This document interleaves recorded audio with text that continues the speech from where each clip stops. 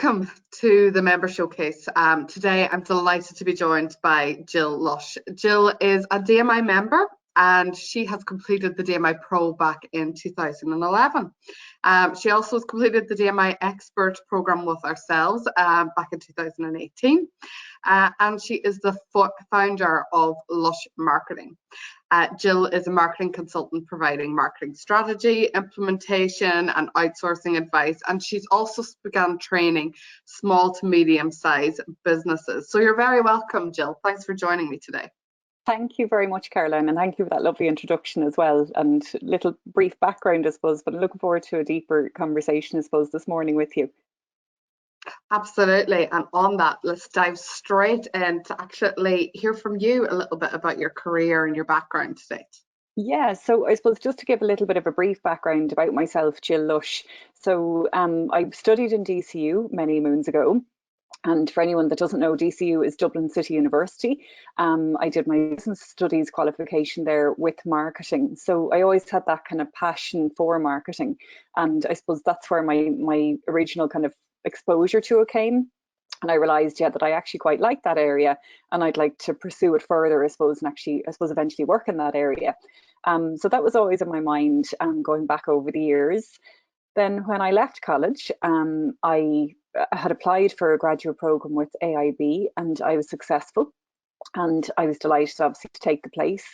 And I suppose back at that stage as well, that's going back about 20 odd years ago now, there was a glut of jobs and you could really pick and choose kind of, and people were chopping and changing a lot, I suppose, in terms of job roles.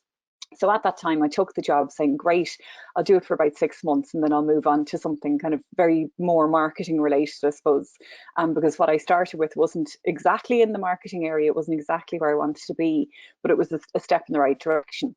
So 17 years later, I left, but in fairness, my 6 months extended on well past the 6 months. I really enjoyed my time there. It was a great grounding, I suppose, in terms of business and marketing kind of experience overall. So I suppose moved throughout the years to various departments and various functions, got great exposure to all sorts in terms of particularly the business area. So my last 5 years with AIB I spent working in the group marketing function, and I suppose I kind of fell into that role, I suppose, somewhat in the fact that it was actually just after I had done the digital marketing diploma, I suppose, as it was called back then, with yourselves, and that was 2011. And not long after that, then I was promoted then into the group marketing role, because obviously I had a very relevant and up-to-date qualification actually to help, I suppose, pave the way then for actually working in the marketing function. So those 5 years were really fun-filled in one way, but they were very busy as well, because that was when the whole digital strategy was changing for the bank and for businesses in general, to be honest, actually. So it was an exciting time to work there. I worked particularly in the business propositions area, which basically means that I worked with businesses as opposed to consumers. So it was very much that B2B or business to business space that I was working in. And I suppose that's probably still where a lot of my comfort zone is today, because that's where a lot of my experience was. But equally, I obviously do work in the B2C space now as well. Rewinding back then as well, when I was working there in 2012, the business website went through a huge overhaul. It was a big project in itself at the time, because I think, I stand corrected, but I think the number of pages that particular website had was 600 pages of content, which is a huge amount, and obviously wasn't being managed effectively and all that kind of good stuff. Not through anyone's fault, but that was just, I suppose, the nature of websites back in the heyday. And also it's written in very, I suppose, difficult to understand language. It wasn't in what we now know as plain English, and what's very much used across websites and across content marketing, I suppose, in general nowadays. So that was, I suppose, the main project that I was involved in that got me really into that whole digital space. And I could see, yeah, that it was great being involved in website project, great being involved in the website build, the content build, all that kind of good stuff. And that was only the start, I suppose, of the whole marketing or digital marketing strategy for the bank. And that was kind of the toe in the water. Very quickly after the business website was developed, the personal website or consumer website was developed then as well. And then on for more kind of in relation to if anyone is an AIB, which is a bank in Ireland, if you're a customer, you'll see that there has been huge changes in terms of kind of the internet banking and all that kind of digital functionality kind of over the years. And I was very proud, I suppose, to be involved in the beginning of that and I suppose the makings of it. Another side that I was involved in then as well, which is an area of passion for myself, is in startup businesses. So obviously I have been a startup business myself, but before I started, I actually worked with startup and established businesses.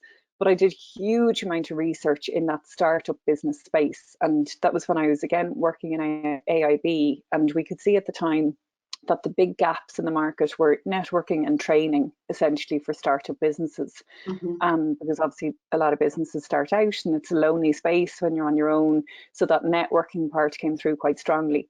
And the other part that came through quite strongly was training, because obviously so many businesses start out, but they don't have the right skill set perhaps to, I suppose, complete their function and to carry out their role, I suppose, as a business owner.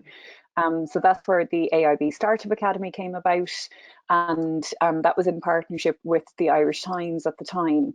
And that was very well received out, I suppose, in industry in general, and very much helped, I suppose, build up that whole trust, I suppose, space for the bank as well, because keep in mind I was working there when the banks had their downfall, economic downfall and all the rest that went with it. So there was very much a big trust element that had to be built back up there as well. So it was a really interesting place to work from a marketeer's experience and really good foundation for where I am today. I betcha.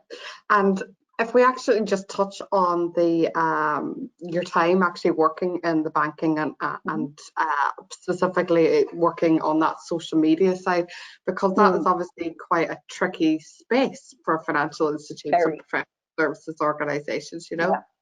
You have to work out what's the right platforms, what's the right balance, what's the right messaging and tone, your audience. You know, I know you the B2B, but your clients range and different industries and backgrounds. So I'd love to hear a little bit more about, you know, that project and the things that you have to consider whenever taking that digital first approach to your strategy. Yeah, and rightly, as you said, Caroline, it's all of that good stuff. Particularly the tone actually was very important from a banking perspective. So again, as mentioned, I was working on the business side. So the business side of any bank, I suppose, but particularly for the bank that I was working in, would have less business customers rather than personal customers. So if you're looking for a test bed of customers, if you have a smaller base, which was the business customer base, they're a good test bed. And I use that kind of term loosely. I don't mean it in any kind of derogatory way, but they were a good testing ground, I suppose, for whether it be new products or new services, but particularly for the digital side of things as well. So again, think back like 10 years ago when I studied originally with yourselves in the Digital Marketing Institute, no businesses really were using social media. Websites were only actually being built in some cases, or they were very much in the brochure kind of site kind of stage. And there's been a huge involvement, but particularly from the bank's perspective then as well, keep in mind again, they weren't on social media, they weren't using email marketing. So again, while I was there, it was very much part of that whole business website build onto the rest of the digital strategy to actually work with customers and actually literally start emailing them and start actually using social media. So when we had the AIB Startup Academy events nationwide, we were able to kind of promote obviously the use of Twitter and hashtags and all this stuff was all very new, I suppose, to a bank as well. It was like, gosh, what's a hashtag? And then trying to explain to people then that work there what this social media platform is, which seems really alien now because of course you've kind of assumed that everybody knows obviously what it is, but back in the day people were only kind of really starting to adopt this technology and starting to adopt the use of social media. So it was again really exciting to be involved in that. So as I said, it was a test bed. We could see at the event, so the email marketing was adopted to actually invite customers to those startup events. Then the Twitter accounts then were used for actually tweeting at the events and doing kind of the live tweets and engaging with people, and I suppose encouraging followers and getting the right use, the hashtags, etc., etc. And that grew legs then, basically, because it was seen what a success it was in that business sphere, and particularly with the very small cohort that was the startup community within the sphere, which are great early adopters, I suppose, anyway. But equally, that then it was seen that this is the right thing to do, this is the way the world is going. And essentially then that was, I suppose, the breeding ground, or the originality, or the origins, I suppose, for the use of both email marketing and of social media. And I suppose I was delighted to be able to witness that, I suppose, being rolled out and actually, I suppose, starting. Because again, back to 2011, when I was studying with yourselves, I remember sitting there that was back in the day when it was in a classroom as opposed to online. And obviously my second lot of study was done online, which is great. But when I was studying in the classroom, I remember sitting there thinking, how on earth will the likes of a bank, or I was actually thinking of other businesses, ever really adopt this and buy into it? Because it seemed very much a consumer, a bit American, to be honest, actually, and a bit alien to the Irish nation, I suppose, in particular. But it wasn't just Ireland. There were obviously places worldwide that were kind of finding it hard to adopt, I suppose, initially, and I suppose get their heads around the whole concept of this digital marketing world, which again seems really unusual that it was only 10 years ago that there wasn't really, I suppose, a digital marketing world, and it was only kind of growing legs, I suppose, at that stage. So interesting to look back, I suppose, and yeah, hindsight is wonderful, I suppose.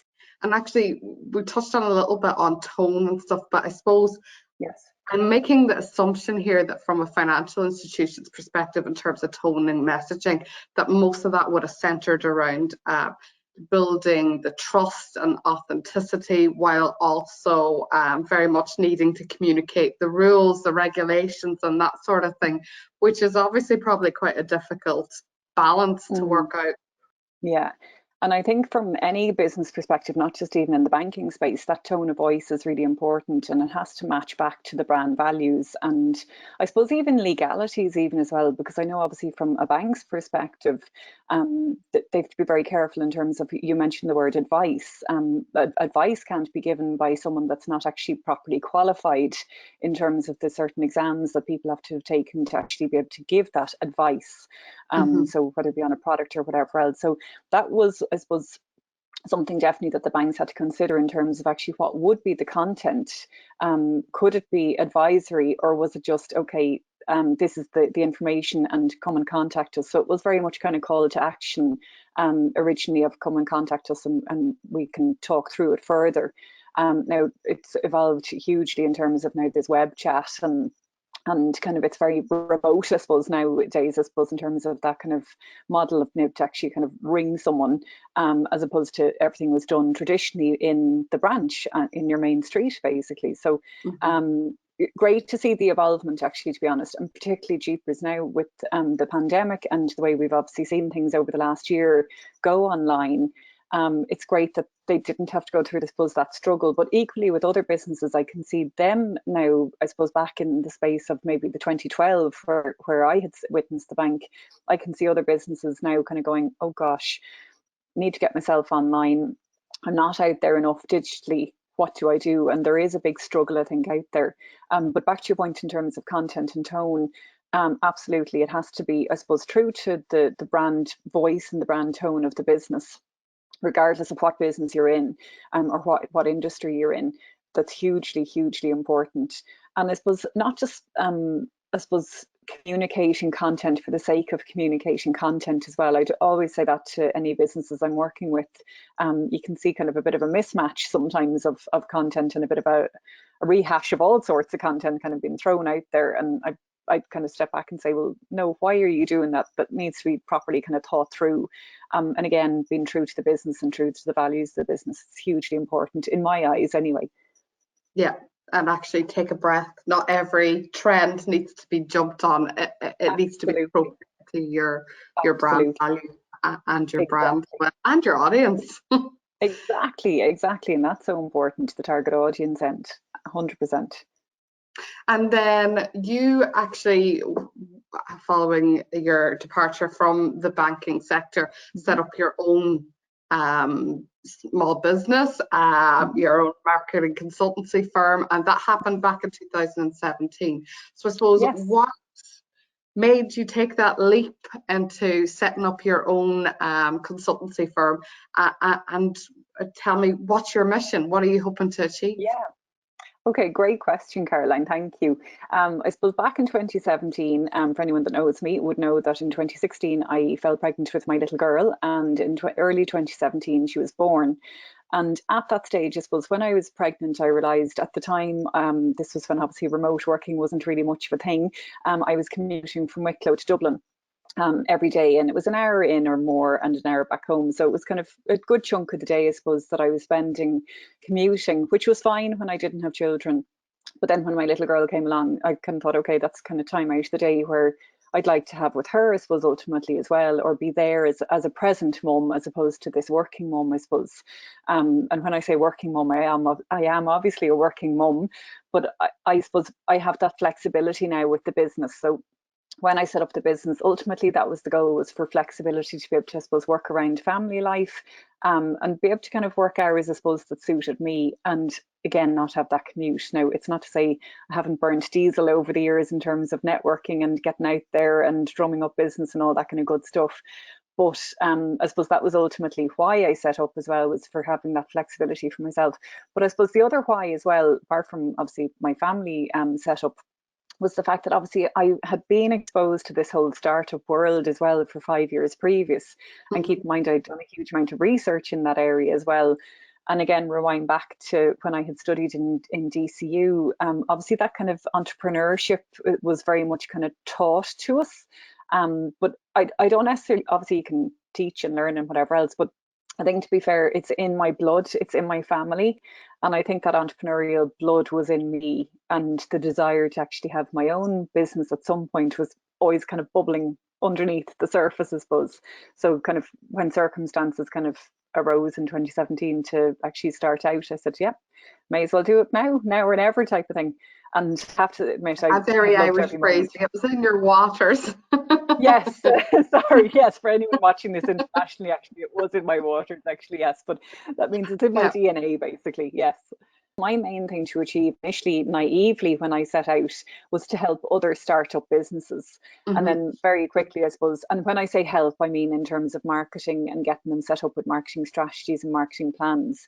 Yeah. Now, while I do that with businesses, whether they be startup or whether they are established, I very quickly realised within my first few weeks of business, not in my months, that actually money wasn't really going to be made in the startup space, or the bulk of my money. So I suppose I still do about 5 or 10% actually of my business working with startup businesses, because that's kind of something that I like to do. It's kind of in my own DNA in terms of wanting to help people, I suppose.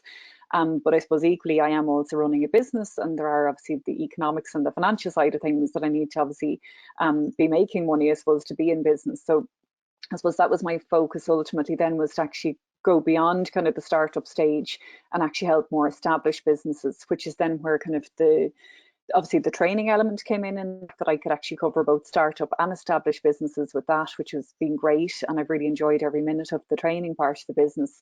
And also the outsourcing business then is helping me then in terms of, when generally with outsourcing, customers that would have me on a longer term contract, they would have a number of employees behind them, that they're not sole traders as such. They tend to be kind of in the growing phase, I suppose, themselves, and they have a number of employees working with them, but they don't have a marketing function. And that's where the kind of the outsourced element, I suppose, comes in with the business. And again, to me, that's helping businesses. It's, I suppose, fulfilling my mission as well, to help businesses market themselves to the best of their potential, and ultimately make more money and increase the bottom line, which is essentially, in my eyes, what marketing really needs to be about. And all the other great things as well, but ultimately it has to help with the sales function of the business, which is ultimately the profitability function then.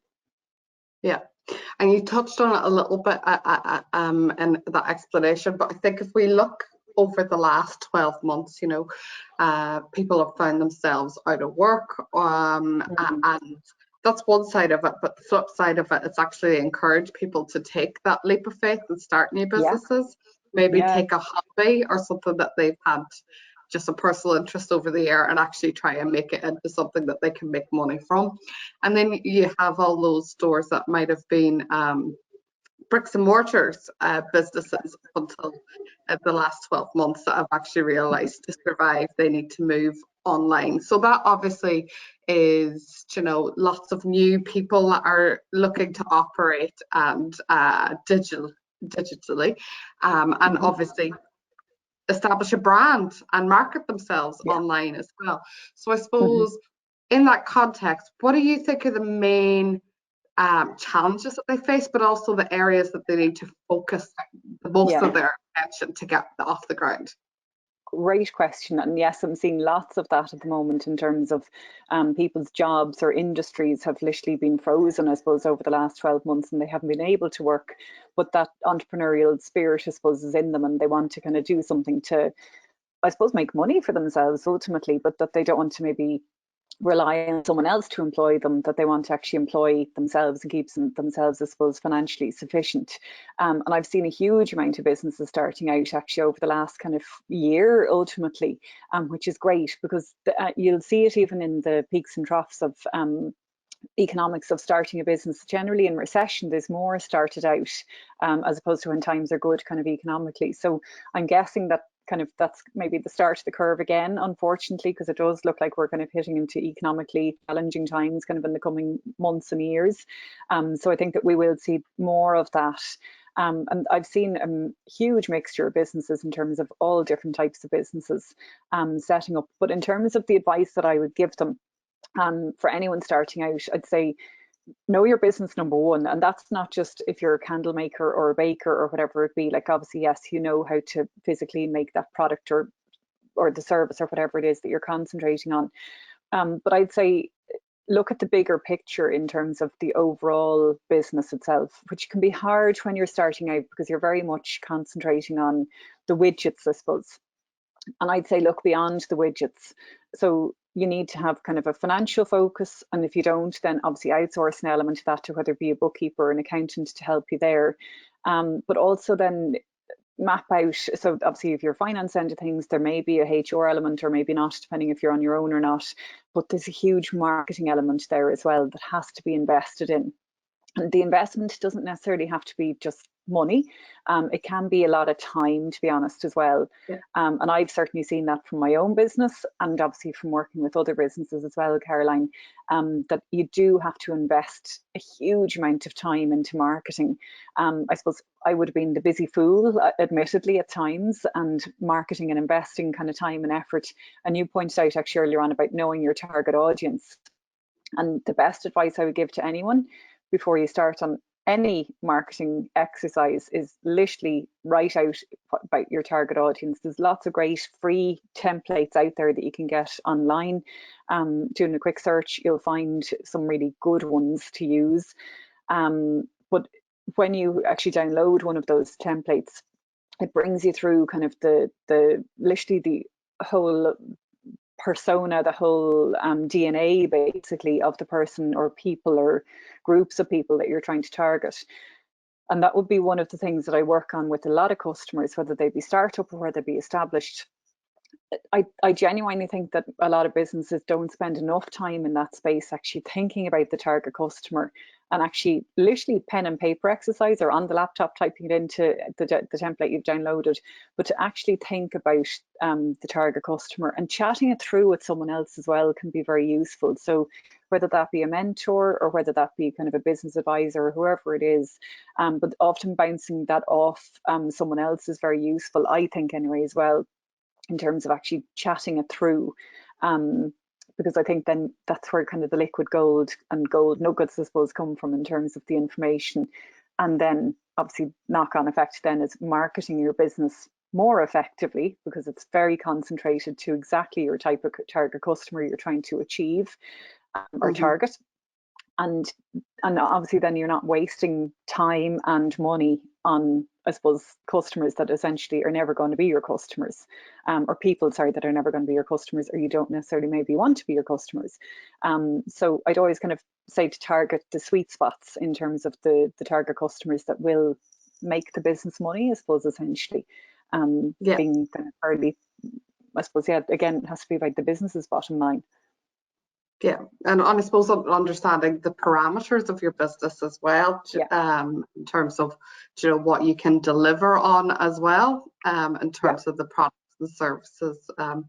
If you're a carpenter in a certain location, it's unlikely, particularly in your startup years, that you're going to be offering international travel Exactly. in terms of building bespoke carpentry. If somebody was considering becoming a freelance marketing consultant, what do you say, based on your experience, of the pros and the cons of this career choice? Okay, the pros for me, definitely, in terms of I suppose self-employment in general, but I suppose in the marketing consultant sphere, is the fact that I suppose it's flexibility. And flexibility can be a number of things to different people, but for me, it's kind of my time flexibility and being able to kind of work around kind of that whole family dynamic.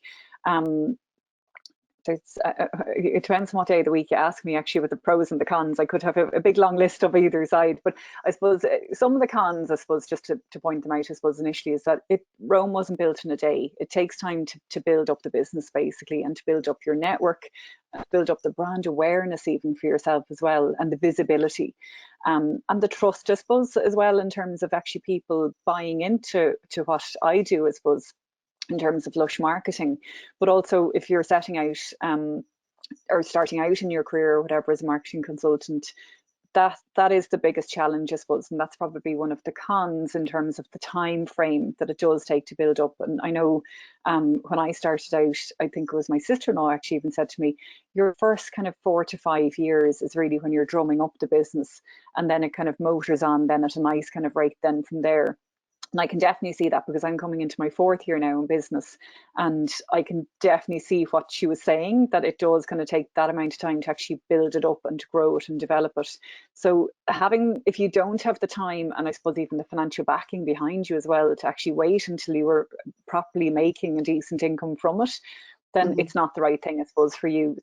It's not for everyone, to be fair, Caroline, because not everyone has that, I suppose, comfort level behind them or buffer to get them started. So that would be the one thing I'd be really clear with anyone that's starting out in any type of business, not just in marketing consultancy, but very much have, I suppose, some kind of comfort buffer financially in behind you, because you don't make money straight away. And I'll be absolutely 100% honest with that you genuinely, it's a slow burner kind of starting out, unless you have some fantastic contacts that you literally are making money on day one. And that's great if you do have that set up. But I would say that the comfort cushion, I suppose, or buffer is very important. The pros as well, in terms of, for me, I love dealing with people. So yeah, it's great in terms of flexibility, great in terms of all the kind of good things that come about in terms of remote working, and I can literally be anywhere doing my role, literally anywhere in the world. But I still do like, and I do look forward to the time where I can get out to meet people for a cup of coffee again. And if I'm doing a review with a customer, so maybe a retainer customer that's actually working with me longer term, I like to be able to have that kind of face-to-face sit down over a lunch or something like that, kind of interaction with them. I'm a bit old school maybe from that perspective, but I think that's just the people aspect in me, and the fact that I like that connectivity kind of piece. But I'm not knocking the online platforms that we have, whether it be Zoom or whatever else you're working on. It's been brilliant for me. I've still grown my business, actually, to be fair, in the last 12 months with the use of these great platforms.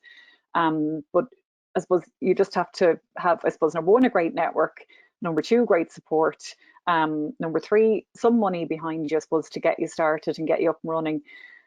And I would also say a good mentor. If there's someone either in your family that has had a business previously, or just in general, someone that you come across, I suppose, in your business sphere. I've been lucky actually to have kind of various mentors kind of over my time frame over the last 4 years.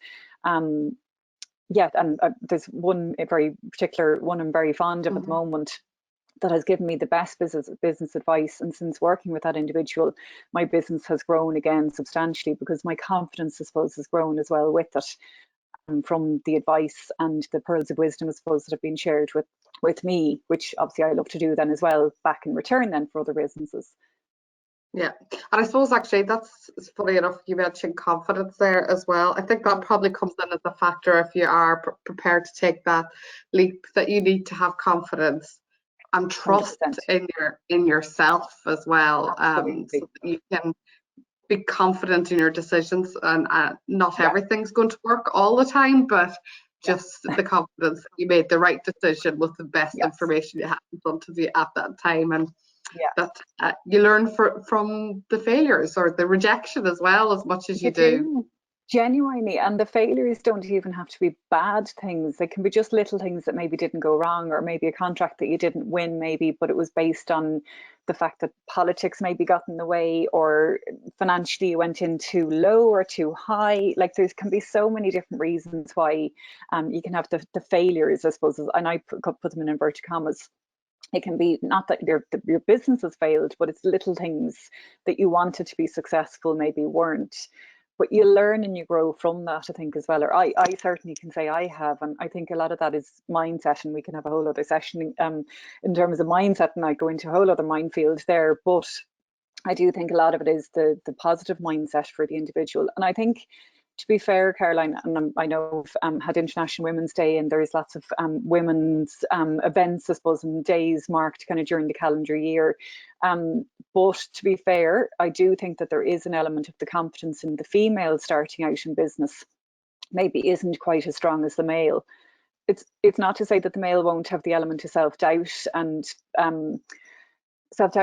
suppose not full level of confidence, but I think in terms of the overall confidence level, it tends to be a little bit higher in men. Another interesting thing that has come out of this at the last 12 months is actually showing that women do quite well in networking at the minute over the pandemic and over the last 12 months, and that's one aspect of I suppose the women's personalities is we don't need a task to talk around. We're just happy enough to actually have a conversation and see who's in a room and have a chat over a cup of coffee, as opposed to blokes that generally are having a pint or maybe going for golf or doing a task or a project.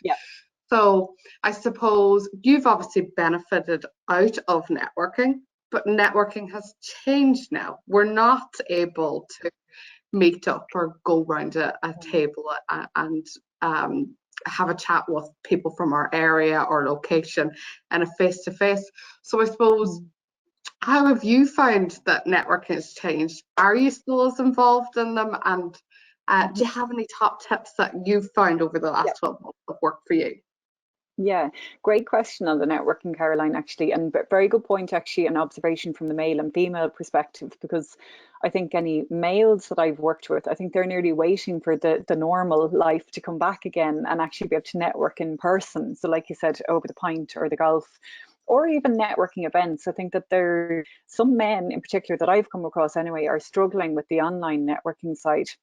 Whereas I think women, I will admit, I put my hand up and say, originally when obviously pandemic hit initially, I kind of thought, oh, it's fine, we'll get eventually to these face-to-face events at some point soon.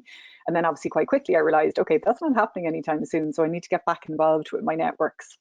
Now, to be fair, I think I probably only had that thought for about a week or two initially, when obviously everyone was kind of struggling and getting their heads around kind of childcare and whatever else, and working from home with kids especially. But I think for me, I was really lucky actually before the pandemic hit that I was a member with a number of women's networks and various chambers as well. So I've been lucky in the fact that I had already had that face-to-face kind of contact with people, and I'd established some kind of relationship or built relationships, I suppose, with those particular networks.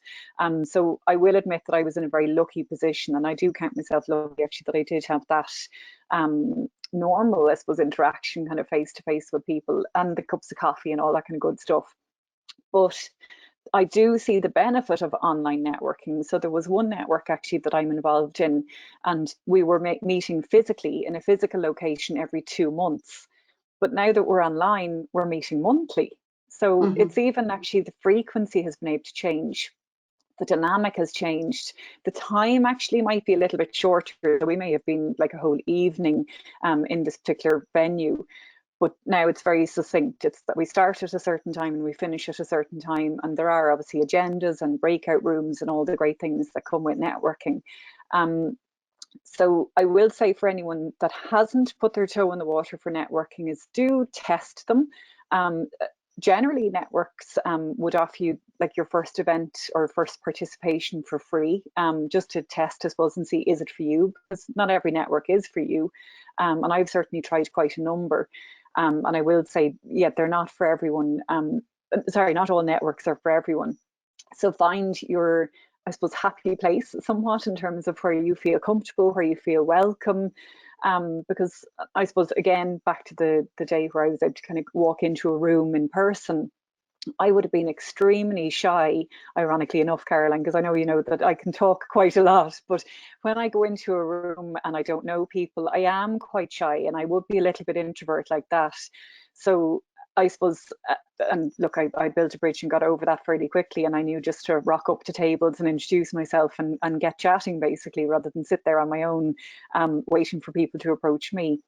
You sometimes just have to kind of put your neck on the line a little bit, and off you go, and just do your thing. Whereas I think online actually has a lovely benefit for anyone that's maybe new to a network, because it's quite a welcoming approach, I suppose, anyway. And then the breakout rooms then give you kind of that opportunity for kind of the more personal chats, I suppose, with people and introductions. So there are benefits to the online networking. I can see maybe a myriad of both going forward, actually, with a number of the networks that I'm involved in. I think that you may have like maybe a quarterly event in person or half-yearly event in person, and the rest will be online, I'm guessing. I think it'll be interesting to see how that rolls out over the kind of coming weeks and months, to be honest, actually, and even into the next year or so, just to see what the dynamic will be like. But I think a mixture of both would be a healthy dynamic.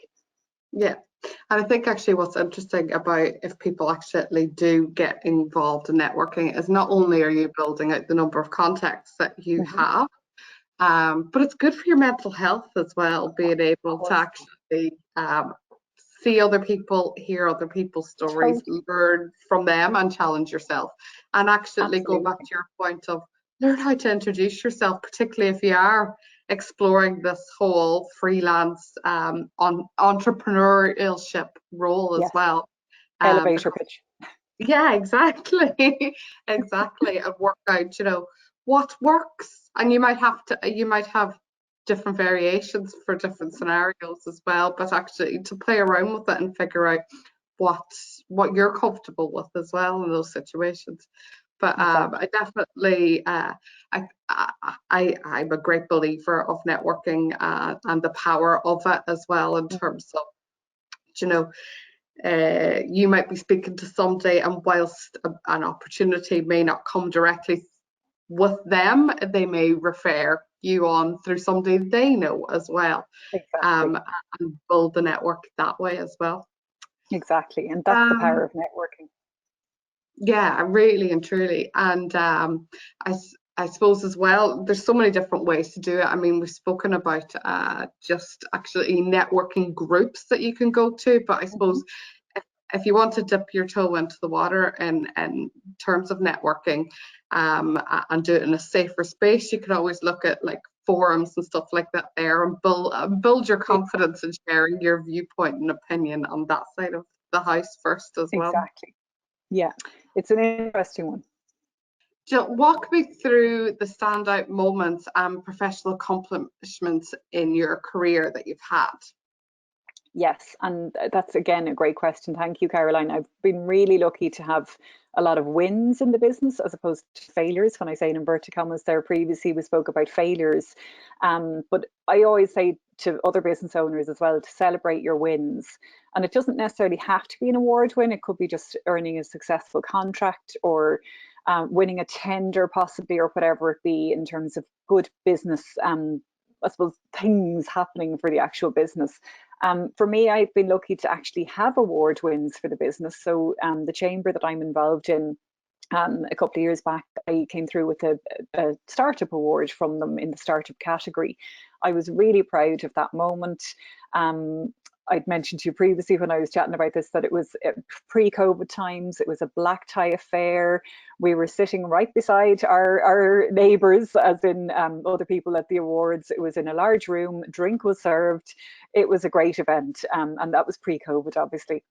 And I'm delighted actually, and I'm blessed that I did get to experience that, because it's lovely to have the glories and the wins, I suppose, for a business, because you need to have those proud moments to keep you encouraged, I suppose, and to keep you focused and motivated to keep going, I suppose. And Yeah. I suppose, yeah, because there are, I suppose, darker days as well where you're kind of going, oh God, am I doing the right thing, and whatever else. So I think having lovely wins like that really do help. And again, another win that I had for the business is up here on the wall beside me. I have a cert framed there from the All Ireland Business Foundation. It's in thought leadership in digital and strategic marketing, and very much obviously my foundation of studies with you guys in digital marketing, with the Digital Marketing Institute. Thank you very much. Was a really good foundation for me receiving that. Because obviously without my studies and without my knowledge, I wouldn't be, I suppose, get the recognition and the acknowledgement that I do get within the industry, which is great and it's very much appreciated. I suppose in terms of other wins, look, obviously winning various contracts and tenders, I have had little kind of fun, like moments of let's have a glass of wine or whatever to celebrate that, and it's been great. Maybe it doesn't two. always have to be alcohol. I might have, Caroline, yes indeed.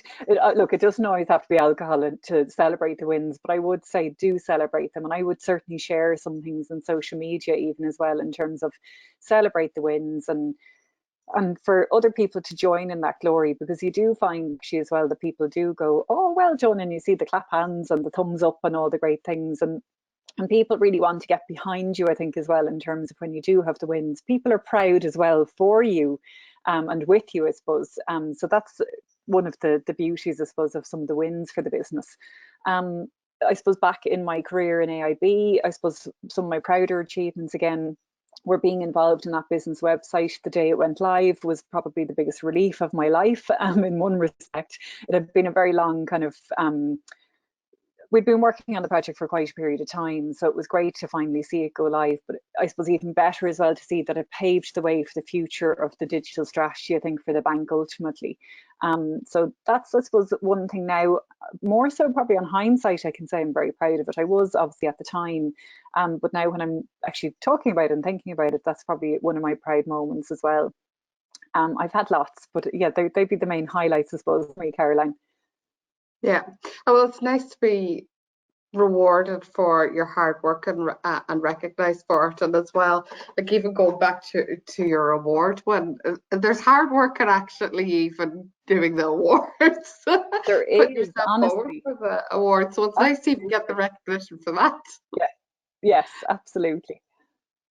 And tell me, based on what you're seeing at the moment and your own experience as a digital marketer, what are you feeling are the main challenges now that you're facing and that you feel like you need to keep on top of? And potentially, how do you see the landscape changing? Yeah, again, a great question, Caroline. I think in terms of digital marketers and the challenges, we have them daily, to be honest, actually, because everything changes so quickly in the digital marketing world. So when I was learning my traditional marketing theory, I suppose, back in college, it was as it was. It didn't, some models might have changed and progressed over the years somewhat, but essentially what you learned was what you learned, and it was always going to be kind of the same and never really changed. It's the total opposite when it comes to digital marketing. Not that what you learned isn't relevant and isn't a good foundation, but you do need to keep on top of the various changes in whether it be an algorithm on social media or Google or any of the search engines. Like there's so much going on, I suppose, in the digital marketing world, even in terms of new audio platforms now coming out, tweaks on the existing social media platforms. to incorporate that audio element. The likes of Clubhouse, if anyone looks back in this in years to come, they'll probably be like, God, they were only talking about it then. It's only actually just started in the last year and become a thing, I suppose, in terms of an actual social media platform. And particularly in the last few weeks, I'm seeing an awful lot about it, and testing it even myself and things like that. So it's that whole awareness piece. And I will say again, thanks to the Digital Marketing Institute, because after I received my qualification, I very much signed up to keep my CPD hours, in terms of my continuous professional development, up to standard and up to date. So you guys are brilliant, I suppose, at rolling out really relevant webinars that keep me informed as a digital marketer, and I suppose keep me informed of what's changing, and I suppose what are the things that I need to know and be informed of, so that ultimately then I can be informed to know what my customers need, I suppose, to implement or not implement, essentially. So I'd say the biggest challenge is probably actually just keeping up to speed, and I suppose carving out the time to do that. So carving out the time to attend webinars for CPD, keep reading, like I sign up for a lot of email newsletters in that kind of marketing sphere to keep myself up to date. Yourselves obviously been one, in terms of you send great newsletters out quite regularly to us, keeping us informed again of all the great things, I suppose, that are happening out there in the marketing world, and in the technical world, because it is all very technical as well, somewhat, not all of it. But again, it's keeping abreast as best you can, because obviously I don't know all of the 200 odd algorithms on Google, but I know the top ones and the ones that are most important and things like that. But obviously even the rankings for those change over time. So yeah, I think to me that's probably the biggest challenge, is keeping abreast. That 2018 was great. I did great studies with you guys, but if I had left it at that and not read another thing since 2018, I'd be out of date already, essentially.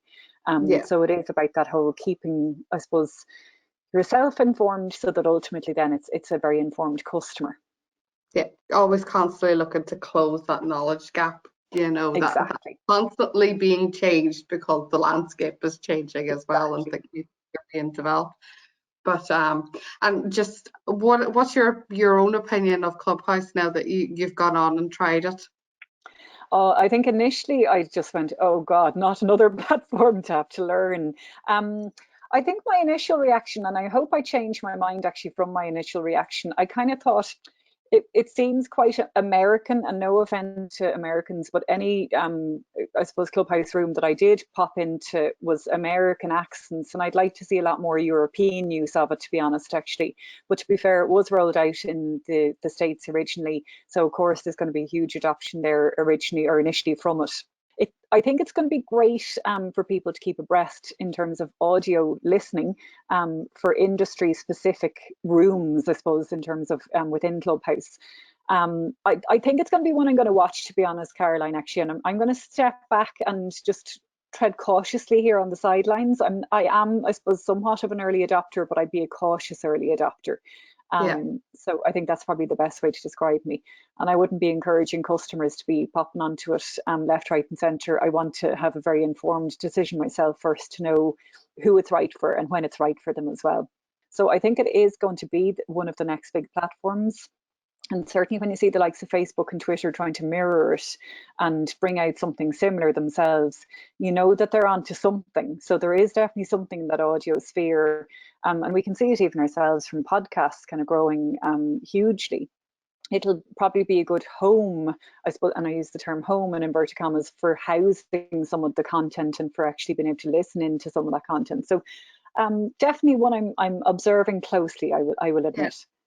Yeah. I imagine there'll be some evolution of it as well as the platform. Like I understand at the minute, if you either tune in for a live conversation or discussion, and if you're not available, you've missed it, and there's no opportunity to tune in at a later date. So, as demand increases, they may change that as well. Yeah.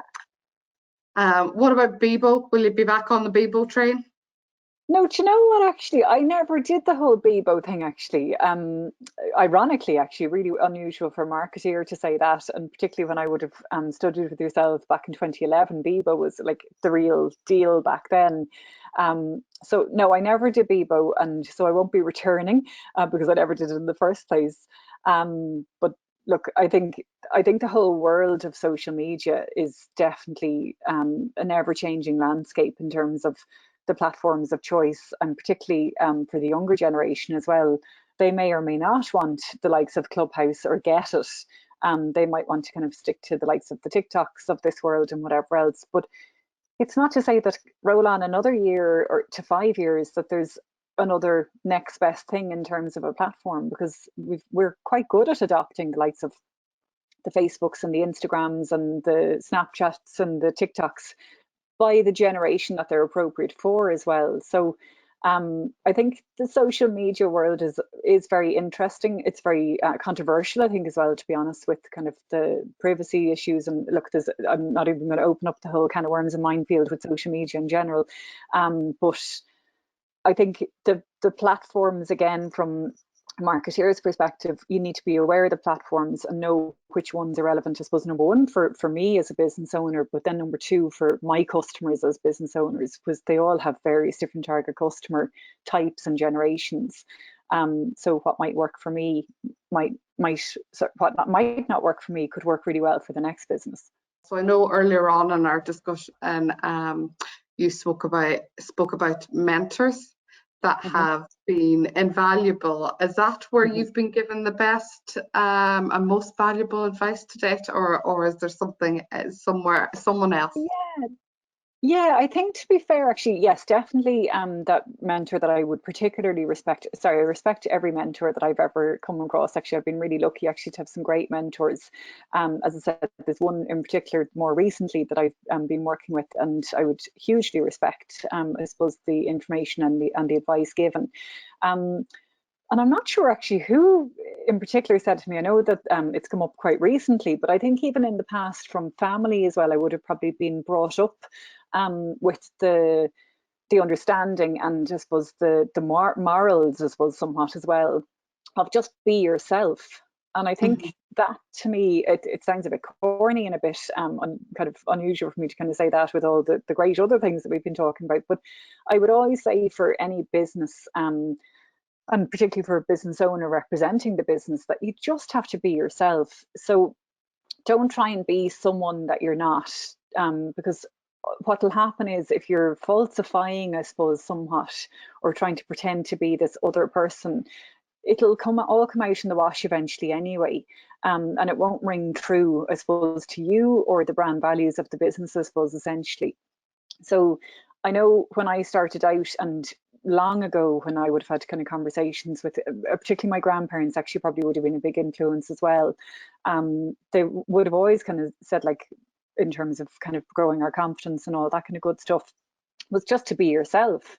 And if that's not resonating, then they're not the right audience, I suppose, for you, in terms of, if you are being yourself and people don't like that, then that's fine. They're not your customer. So think of even celebrities as well.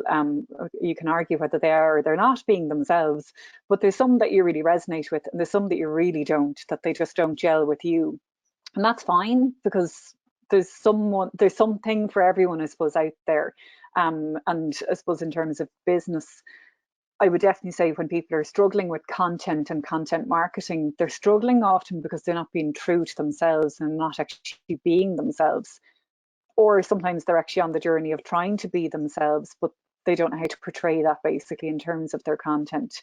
So that would be something that I'd work through quite a lot with businesses, particularly in terms of really defining their values, their brand values, their, apart from kind of customers and SWOT analysis and all that kind of good stuff.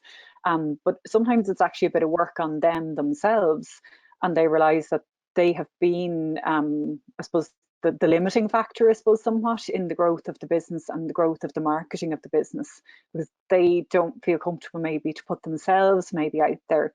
So they're just holding back and maybe possibly hiding behind the logo of the business, which ultimately I did myself in the first about 12 to 18 months. I thought, well, the logo is the business and that's the brand.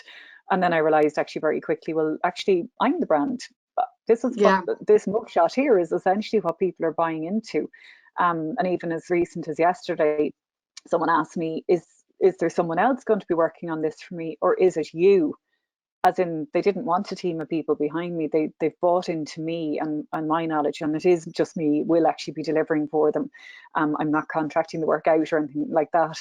I'm not big enough yet, I suppose, for doing that. I do everything myself and roll up the sleeves and all that good stuff. But I will say, yeah, that it's be yourself and portray that as best you can then in the marketing of the business. Yeah, I think it's you're your brand ambassador.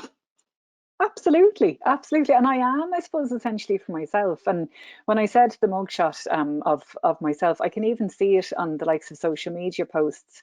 I might put out kind of content in relation to whatever it be, and it doesn't have a picture of me, and that'll get a few likes and comments and whatever else. But then when you put the picture of me out, or the video of me giving maybe a couple of Yeah. marketing tips or whatever it be, that gets the engagement, because that's ultimately what people are buying into, is me in the business, I suppose, essentially. And that's what people are supporting and putting they're wrapping their arms around, I suppose, somewhat, in terms of the kind of the go Lush marketing kind of factor, that it is essentially this phase here. So yeah, it's kind of important, I suppose, for me anyway at the moment. Perfect. That's great advice. And Jill, before we wrap up now the interview, the question I'd love to find out from you, but I ask it at the end of every interview, is to tell me an interesting fact about yourself that we wouldn't see Gosh. on your professional bio. Yes, and this one I don't share on my professional bio. There's a number of interesting facts, I suppose, about me that I don't share publicly. But one that it's not that I'm not proud to share publicly. I studied to be a beautician years ago, so I'm actually a fully qualified beautician, which is great actually in the pandemic times when I can't physically go to one. But in terms of many moons ago, so back to the whole thing of, I always knew I wanted to start my own business. I just wasn't sure in what.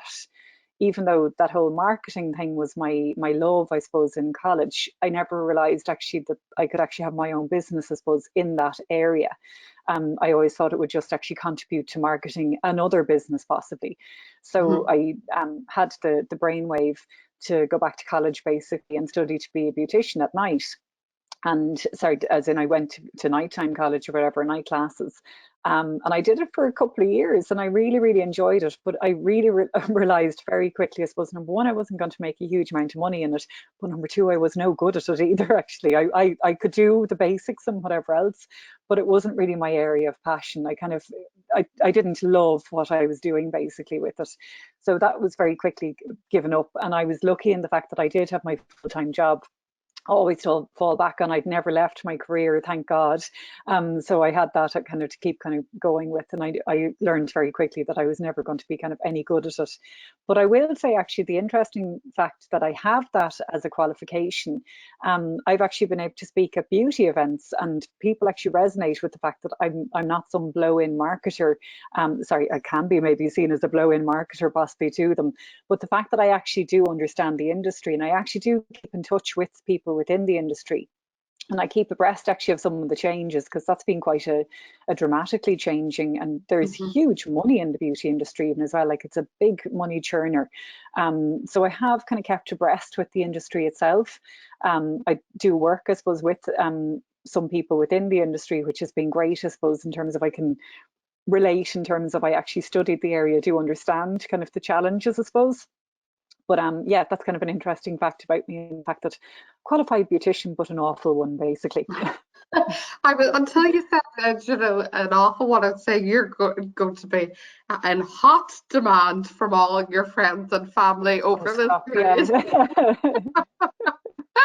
Absolutely. Paint my nails.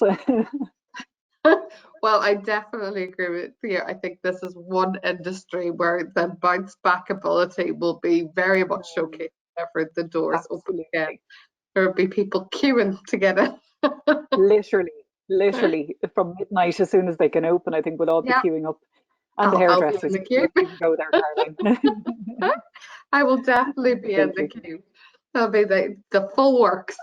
I'll be right behind you. Listen, Jill, it was lovely to catch up with you today and to find out more about you, your background, your career, and to hear all those invaluable tips and insights as well. So thank you very much for joining me today. Thanks a million, Caroline. Appreciate it.